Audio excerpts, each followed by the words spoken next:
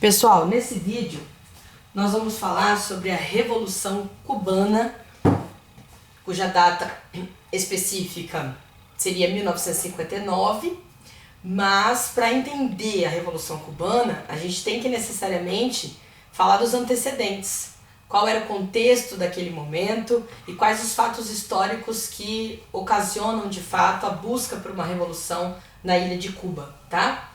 Então a gente tem que lembrar da independência cubana, porque a independência de Cuba estará intimamente ligada à necessidade de uma revolução na ilha cubana. Nós vamos entender por quê. A ilha de Cuba era uma colônia da Espanha e foi a última a se tornar independente ali no século XIX.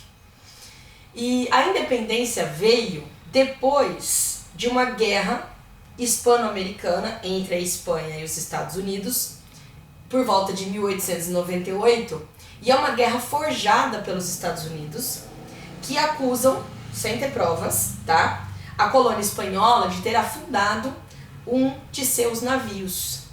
A partir daí, por conta da superioridade bélica norte-americana, a coroa espanhola é derrotada na guerra, perde seus territórios na ilha do Havaí, e os Estados Unidos aproveitam para declarar a independência de Cuba. Mas com qual intenção os norte-americanos apoiam a independência cubana? Óbvio que tinha interesse econômico ali, né? E logo depois de eles ocuparem militarmente a ilha, os norte-americanos, apoiando a independência cubana, eles conseguem fazer uma emenda à Constituição cubana, a chamada Emenda Platt, em 1903, declarando que a partir daquele momento os norte-americanos poderiam intervir na região, inclusive militarmente, todas as vezes que sentissem que os seus interesses estivessem sendo ameaçados ou afetados de alguma forma. E também conseguiram a concessão do território de Guantánamo, ou Guantánamo, como alguns falam, tá? Inclusive em Guantánamo, a Baía de Guantánamo, hoje tem uma das prisões secretas, né, norte-americanas, secretas entre aspas, todo mundo sabe que ela existe, mas o contexto no qual ela foi criada, depois dos atentados lá em 2001 nos Estados Unidos, atentados terroristas, é interessante dar uma pesquisada, tá? Enfim, então os norte-americanos conquistam o direito de intervir militarmente na ilha cubana, sempre que sentissem que os seus interesses estivessem ameaçados, e também a concessão do território da Baía de Guantánamo. Ok. E aí a gente percebe também que os Estados Unidos vão restringir as relações comerciais cubanas a partir desse momento. Nossa, aqui, gente, faz tanto barulho na rua que eu moro, é bem difícil gravar vídeos. E eu fico inteira fechada, tudo trancado. Mesmo assim, não tem como, né? Não sei se vocês ouviram aí. Restringe, então, as relações comerciais de Cuba com outros países, tá? As melhores terras cubanas passarão a ser reservadas para as empresas norte-americanas, tá? Para que elas desenvolvam seu agronegócio. Inclusive, Cuba passa a ser usado como se fosse o quintal da casa dos norte-americanos. Turismo sexual, inclusive, cassinos, né, os jogos de azar, jogos proibidos, eles começaram a realizar no território cubano, como se fosse o quintal da casa deles, os norte-americanos, tá? Esse fato é um forte abalo na soberania cubana, a Emenda Platt, a concessão de Guantánamo, as terras cubanas serem cedidas às empresas norte-americanas,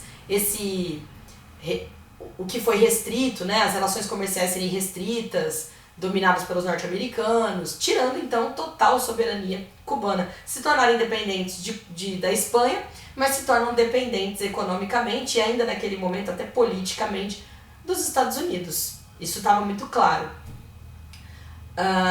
Assim começam os primeiros movimentos revolucionários na ilha de Cuba, diante dessa realidade que tornava a maioria da população insatisfeita, tá?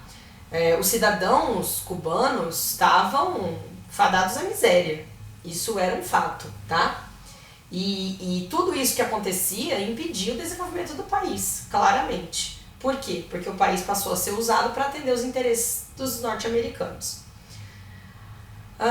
Esses movimentos revolucionários que começam a surgir têm caráter nacionalista, porque é óbvio que eles desejam colocar um presidente em Cuba atenda os interesses do povo cubano e não que seja submisso aos norte-americanos, tá? Que esteja alinhado com os interesses norte-americanos, estão cansados disso.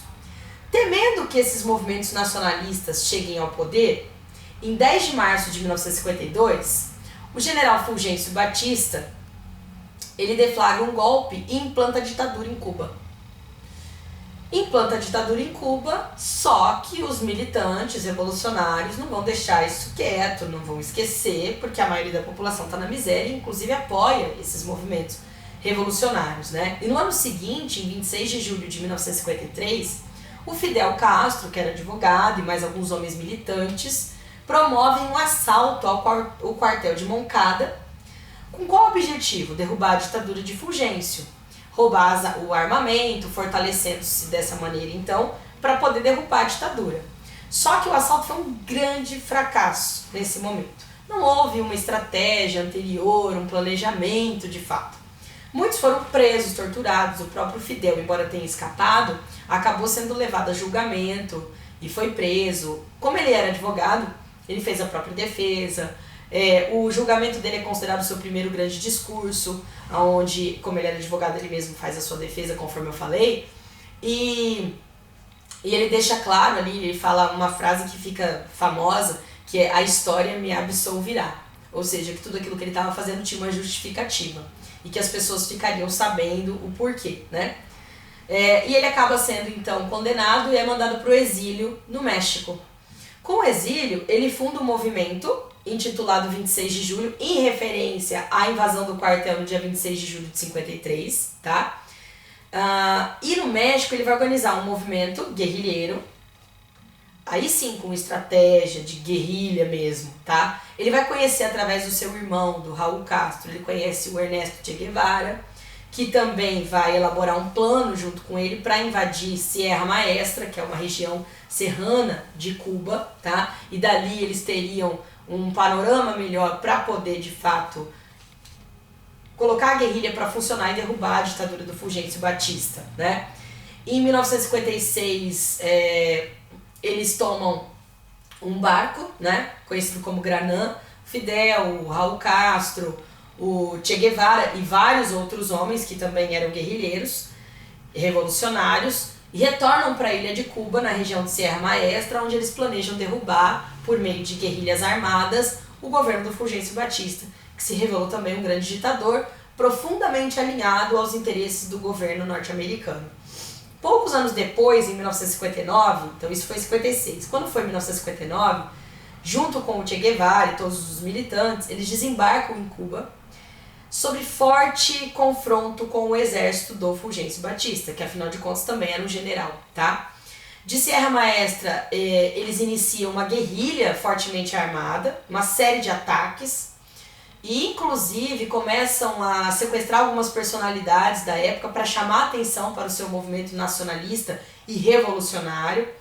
Eles vão ganhando adesão, inclusive, dos camponeses. Por quê? Porque Cuba tinha sido cedida para os norte-americanos, para os grandes latifundiários, e os camponeses estão na mais absoluta miséria. Então, eles apoiam, obviamente, esse movimento nacionalista, tá? Quando foi 1º de janeiro de 1959, houve a tomada de Havana, e o Fulgêncio Batista foge, e é consagrada ali a Revolução Nacionalista Cubana de 1959, tá? Forma-se um governo que tem por interesse atender às necessidades do povo cubano, rompendo dessa forma com o governo norte-americano. E em 1961, o Fidel Castro se torna primeiro-ministro e realiza uma série de reformas extremamente importantes que vão ter um impacto político, econômico, social muito grande na ilha cubana. A primeira grande reforma é a nacionalização das empresas, ou seja, ele não quer mais as empresas norte-americanas no território. Então, uma nacionalização da economia, a alfabetização de toda a ilha. Então, o investimento em educação sempre foi uma prioridade do governo cubano, tá? Reforma agrária, isso sim ficou muito claro, até porque ele não quer mais que os grandes latifundiários concentrem grandes propriedades de terra enquanto a população viva na miséria. E uma nacionalização também dos bancos. São grandes reformas que vão gerar, obviamente, muitas mudanças na ilha de Cuba, tá? Ainda em 61, na Conferência dos Estados Americanos, em Punta del Este, os Estados Unidos expulsam a delegação cubana. Até porque eles não concordavam com nada daquilo que estava acontecendo e estão querendo uma retaliação, querem se vingar dos cubanos, né? E aí o que Cuba faz? Fidel Castro, no comando de Cuba, se aproxima do bloco soviético, se aproxima da União Soviética. Isso ficou muito claro após essa conferência dos Estados Americanos lá em 1961, tá? Ao passo que Cuba e a União Soviética se aproximavam, o governo dos Estados Unidos, naquela época liderado pelo Kennedy, querem contra-atacar.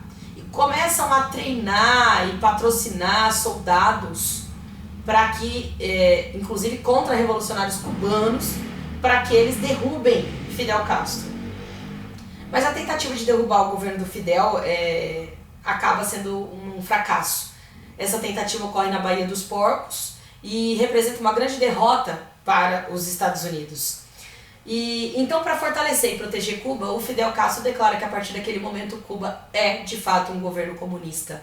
Funda o Partido Comunista Cubano e se aproxima definitivamente do bloco socialista soviético, tá? Isso é um fato muito importante, até porque ele tinha que se proteger do bloqueio econômico que os Estados Unidos estavam impondo à ilha cubana. Com isso, um dos acordos assinados entre o Fidel Castro e o Nikita Khrushchev, que era o primeiro-ministro da União Soviética, foi de instalar mísseis nucleares na ilha de Cuba. E quando o serviço norte-americano descobre, vai agir imediatamente, inaugurando um dos períodos de maior tensão durante a Guerra Fria, que nós já vivíamos, que era aquela polarização entre o capitalismo de um lado liderado pelos Estados Unidos e o socialismo liderado pela União Soviética. O bloqueio dos Estados Unidos a Cuba, né? Há um bloqueio naval dos Estados Unidos a Cuba em 62. Começa uma tensão muito grande com medo do disparo desses mísseis nucleares na ilha cubana muito próxima ao território dos Estados Unidos. Só que a União Soviética justificava a instalação dos mísseis não só por um apoio à ilha de Cuba, mas porque os norte-americanos haviam instalado mísseis nucleares na Turquia, muito próxima à União Soviética, também como uma ameaça, isso durante esse contexto todo da Guerra Fria. Foram 13 dias de conflito, até que foi a famosa crise dos mísseis de 62, que eu explico nos vídeos sobre Guerra Fria, tá? Mas só pra gente concluir, porque aí eu acabei indo além da Revolução Cubana, né? Só pra gente concluir, depois disso houve um acordo, foram 13 dias de conflito em que o mundo ficou ameaçado por uma guerra nuclear entre Estados Unidos e a União Soviética, através do território cubano, e aí o acordo era o seguinte: a União Soviética retiraria os mísseis de Cuba e os Estados Unidos concordariam em respeitar o governo cubano e ao mesmo tempo retirar os mísseis lá da Turquia, tá? A gente sabe que não houve um respeito dos norte-americanos com relação ao governo cubano. Continuou uma restrição muito grande econômica, né? A ilha de Cuba sempre sofreu. A Revolução Cubana é um importante acontecimento da história, né? Rompe a tradicional influência dos interesses dos Estados Unidos na América Central. Cuba tem um grande desenvolvimento educacional, desenvolvimento na área da saúde. No entanto, essas restrições comerciais fazem com que Cuba viva uma situação muito difícil economicamente falando, tá? Então a situação atual de Cuba financeiramente é bem complicada e em grande parte por conta dessas imposições dos norte-americanos, tá? Mas esse vídeo é pra gente falar foi pra gente falar da Revolução Cubana, então eu não vou entrar nessa questão atual agora, tá? O que fica importante para nós entendermos em que contexto surge a Revolução Cubana de 1959, que tem ligação total com a independência de Cuba, que foi apoiada pelos Estados Unidos, que tinham interesses econômicos na ilha, e a partir daí todos esses fatos vão se desenrolando, tá? Até que Cuba conseguisse se desvencilhar dos Estados Unidos. É importante também lembrar que o próprio Fidel acabou instaurando um governo ditatorial. E fica no poder ali muitos e muitos anos, inclusive por cerca de 49 anos. E quando foi lá em 2008, já muito doente, ele passa o poder para o seu irmão, para o Raul Castro, que dá continuidade a essa ditadura em Cuba. Então tem uma série de questões ainda para se falar sobre a atualidade. Mas esse vídeo era pra gente entender de fato a Revolução Cubana. Acredito que isso tenha ficado de forma bem objetiva. Qualquer dúvida, como eu sempre digo, podem me mandar e-mail e a gente vai conversando sobre isso também, tá bom? Bons estudos pra vocês, eu vou tentar baixar o vídeo e até a próxima.